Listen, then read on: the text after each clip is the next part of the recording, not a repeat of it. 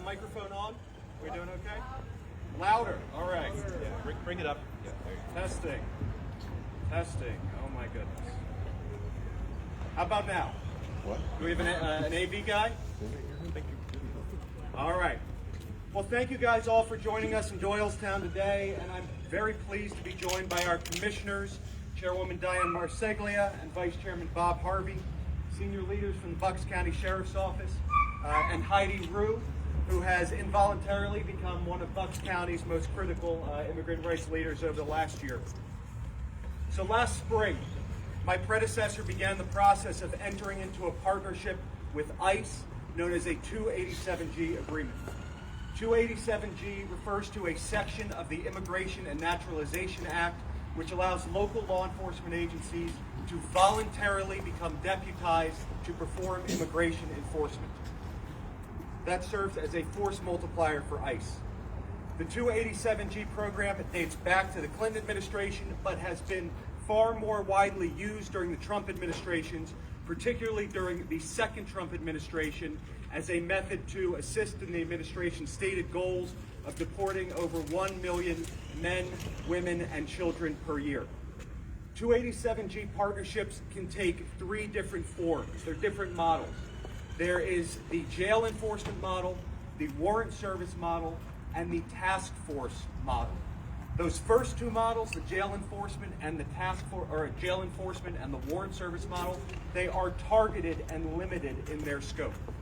That third model, the task force model, grants exceptionally broad authority to local law enforcement agencies. It allows officers to stop, interrogate, and detain anybody who they believe is in the country without current authorization. That expansive task force model is the one that my predecessor chose for this office. Pursuant to that agreement, under the previous sheriff's administration, 16 deputies received that expanded immigration authority. Bucks County is home to over 50,000 immigrants, primarily from India, South Asia, and Latin American countries, as well as Liberia and Ukraine. Those immigrants are our neighbors, they are our friends, they are taxpayers, and they deserve the protection of law enforcement in this community. The primary motivation behind my decision to reevaluate my office's ICE partnership was truly the heartbreaking feedback I received from leaders in the immigrant communities. From the day this office signed up to have deputies perform immigration enforcement, immigrants began living in even greater fear than they were before. One leader in the Latino community who wasn't able to make it today reported to me that not a single member of their community had called 911 or felt comfortable reporting a crime since this partnership became public. They feared that local law enforcement responding to a crime they reported would take them too. Their fears were based on what we are seeing playing out at home and across the country. We have seen good, law-abiding residents who are doing everything right to earn their citizenship detained and deported by the Trump administration. Oh my goodness. When large numbers of our residents are afraid to call 911 or come to court and testify, that makes our entire community less safe.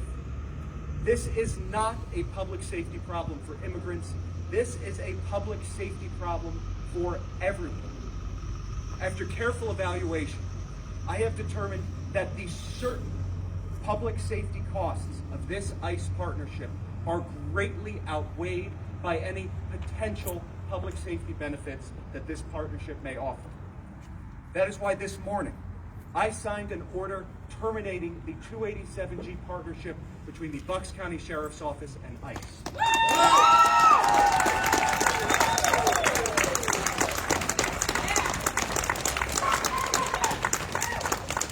My decision to terminate this partnership was based solely on public safety considerations.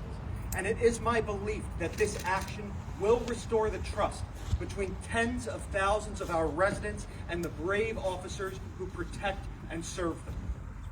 Furthermore, I signed an additional order prohibiting my deputies from asking crime victims, witnesses, or court observers about their immigration status during any interaction with our office.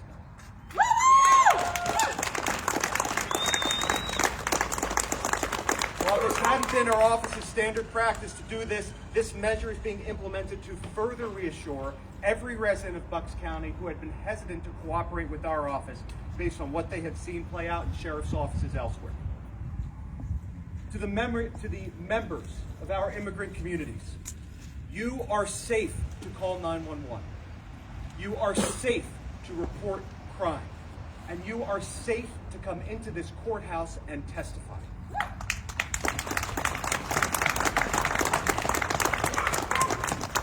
I also want to be clear about what my order today does not mean.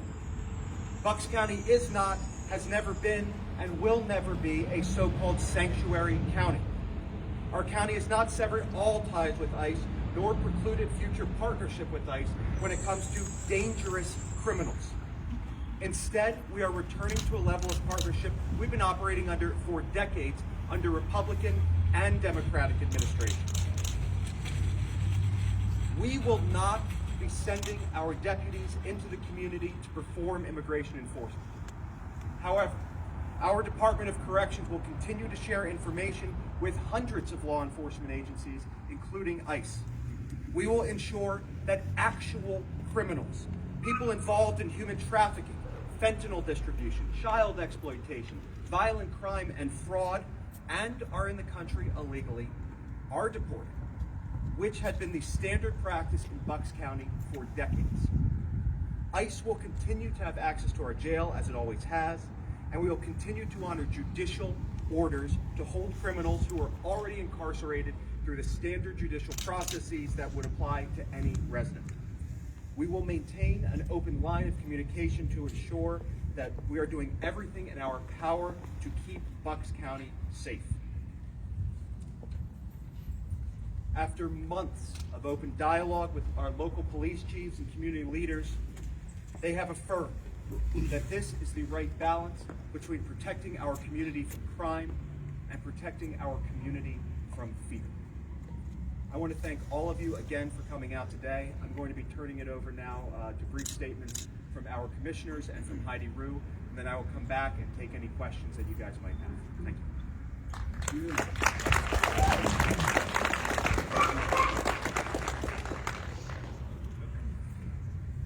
Hello, everyone. My name is Heidi Rue, and I'm here as a Bucks County resident, an immigrant with unbreakable ties to our immigrant community, and a mother that values public safety in my neighborhood.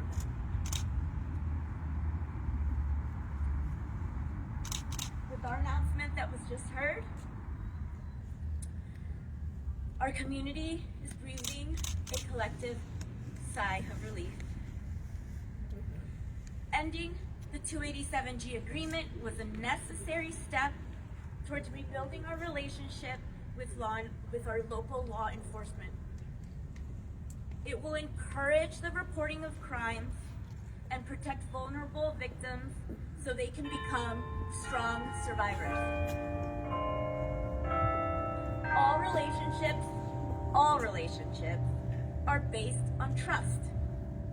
And we can agree that collaborating with local law enforcement enhances all of our safety. As we know, public safety is a concern for every single resident in Bucks County, and that includes our immigrant communities. I was witness to the immediate response and the effect that the signing of 287G had on our Bucks County families. People not only feared calling 911, they feared coming into the courthouse to pay parking tickets. They feared any and all collaboration with local law enforcement. No one can disagree with the fact that we all our Bucks County community, wants to be free of criminals. We acknowledge that along with local law enforcement and our criminal justice system, our unified goal is the pursuit of justice. Violent criminals should absolutely be held accountable for their actions, regardless of their immigration status. I believe criminal activity can be addressed while simultaneously supporting the human rights and the dignity of all our residents. I want to say this again. Our immigrant community does not want criminals living among them. And that is a united message as well as our entire Bucks County community. So I want to commend the Sheriff's Office for demonstrating their commitment to every one of us, our public safety, and ensuring that everyone feels secure and valued. Thank you.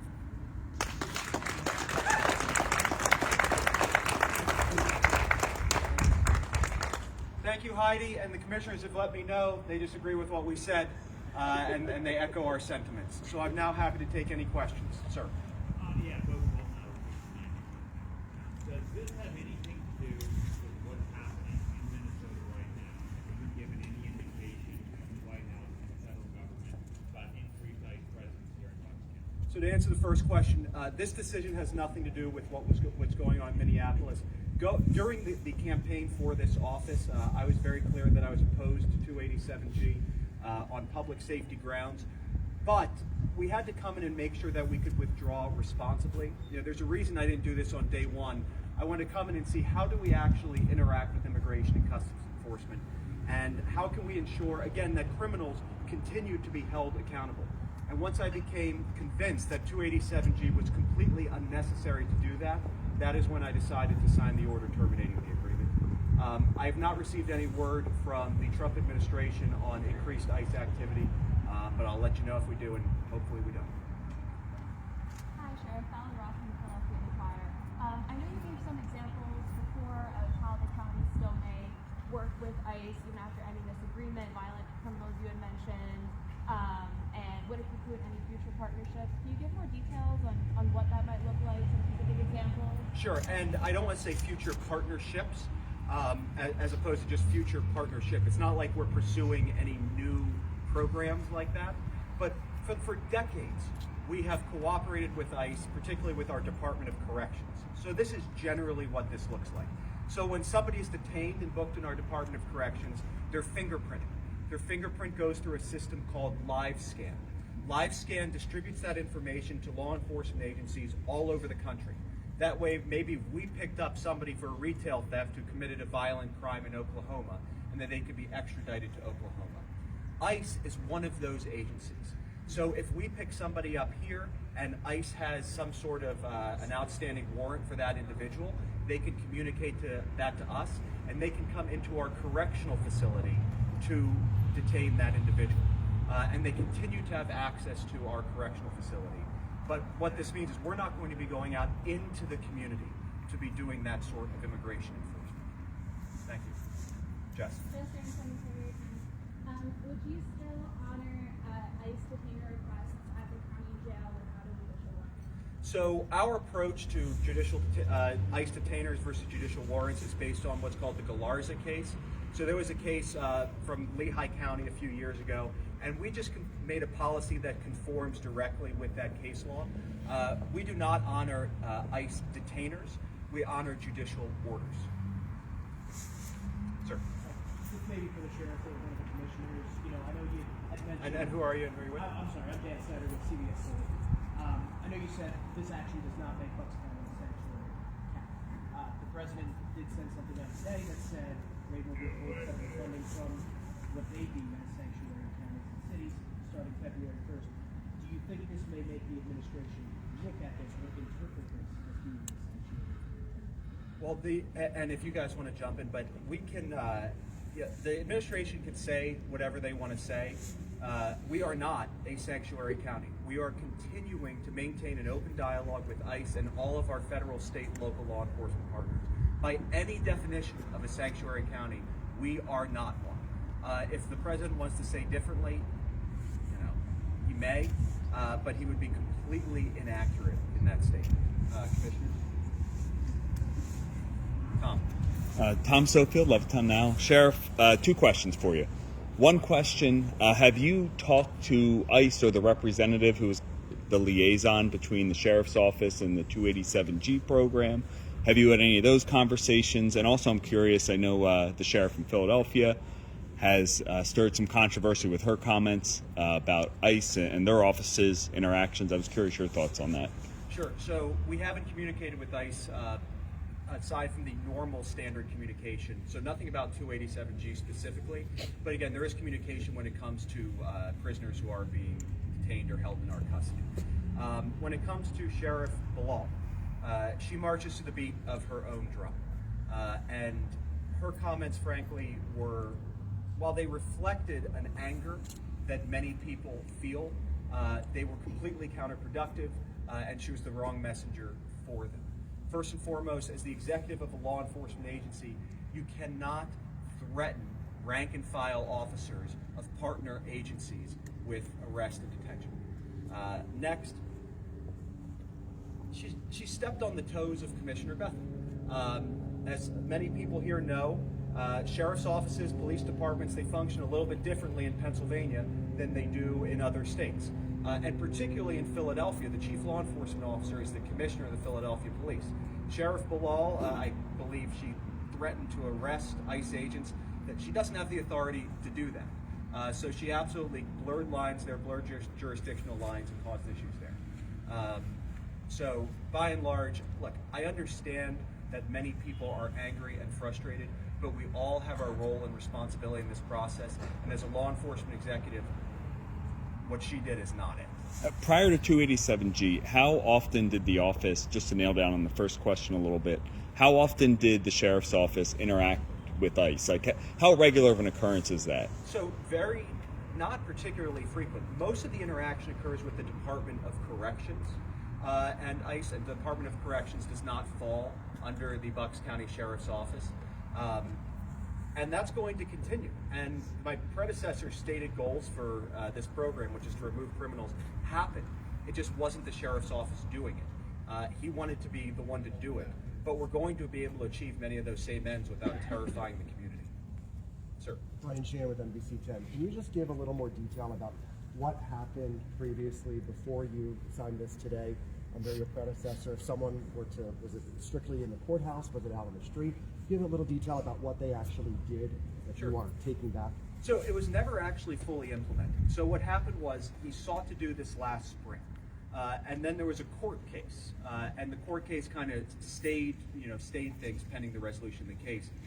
The case was resolved, I don't know, a week before the election, and this was the big issue in the election. I'm sure you guys don't ordinarily come out to cover sheriff's offices or sheriff's elections, and this race got national attention because of this issue. This is what was on voters' minds, and we won, and we won handily.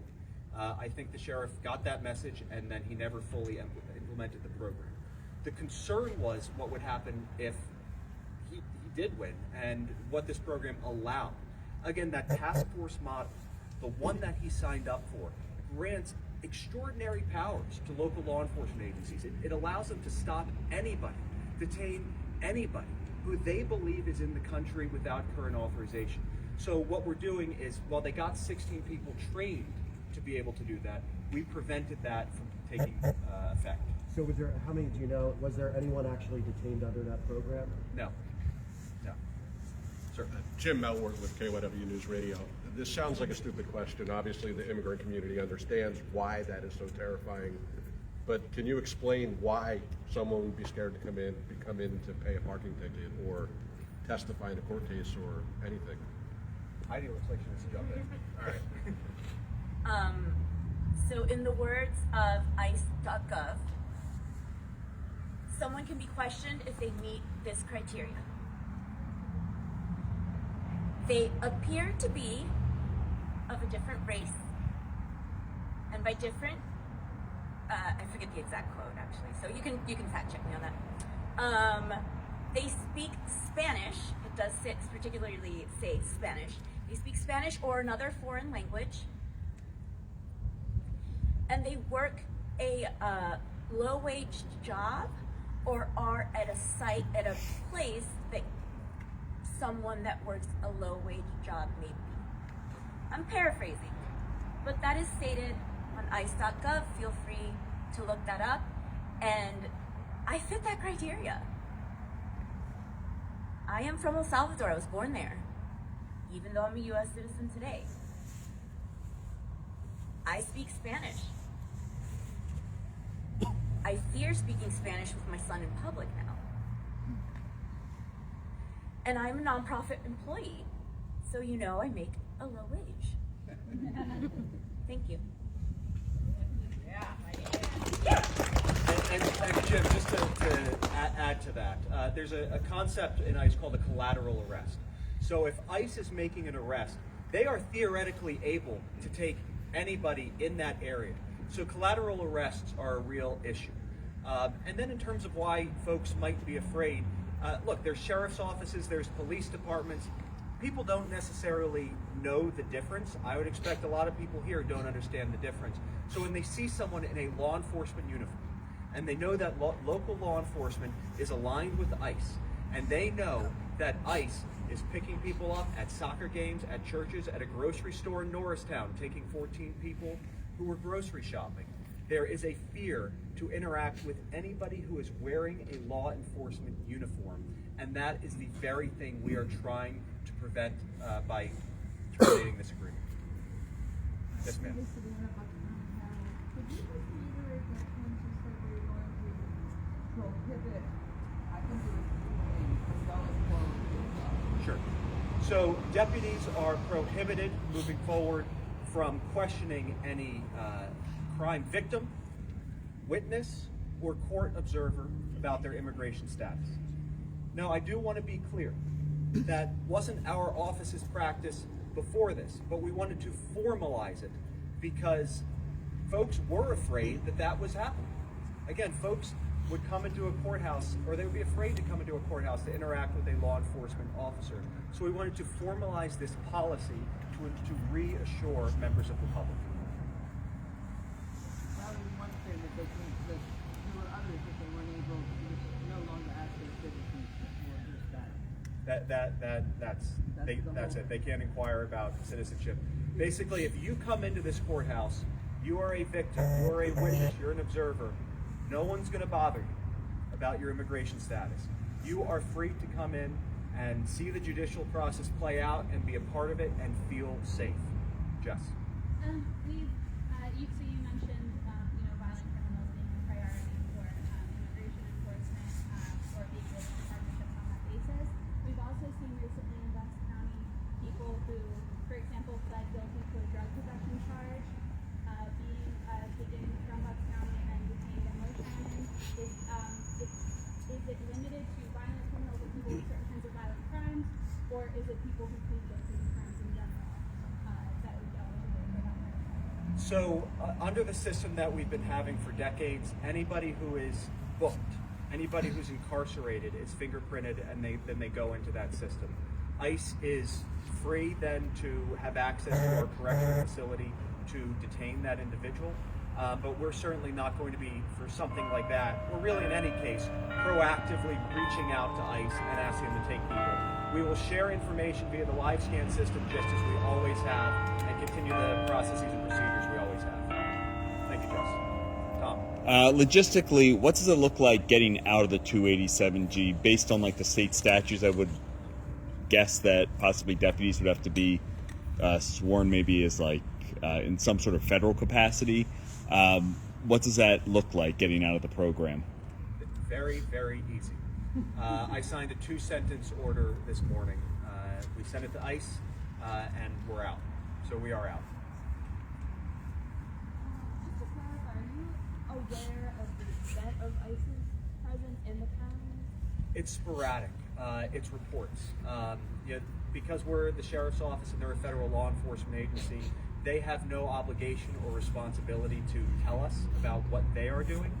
And unfortunately, a lot of people after I won, they thought that would get ICE out of Bucks County. I want to be clear, I can't get ICE out of Bucks County. I have no authority over them. All I can do is prevent 16 deputies from participating in a program that enables them to perform immigration enforcement in the community. All right, guys, thank you very much. Appreciate you coming out.